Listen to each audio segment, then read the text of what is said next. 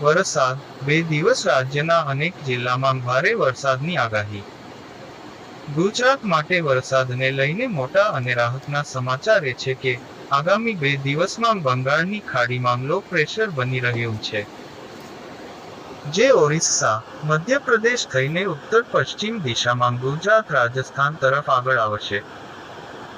આ વરસાદી સિસ્ટમ ગુજરાત અને રાજસ્થાનમાં ધોધમાર અને સાર્વત્રિક વરસાદ આપશે. કરીને દક્ષિણ ગુજરાતથી લઈને કેરળના દરિયાકાંઠે ઓફશોર ટર્ફ બન્યું છે. શિયર ઝોન પણ નીચલા અને મધ્ય સ્તરે છે, જે ધીમે ધીમે દક્ષિણ તરફ સરકી રહ્યું છે.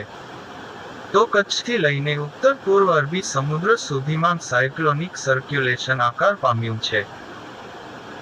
જો કે ગુજરાત માટે મોટા અને રાહતના સમાચાર એ છે કે આગામી 2 દિવસમાં બંગાળની ખાડીમાં લો પ્રેશર બની રહ્યું છે, જે ઓરિસ્સા, મધ્યપ્રદેશ થઈને ઉત્તર પશ્ચિમ દિશામાં ગુજરાત રાજસ્થાન તરફ આગળ આવશે.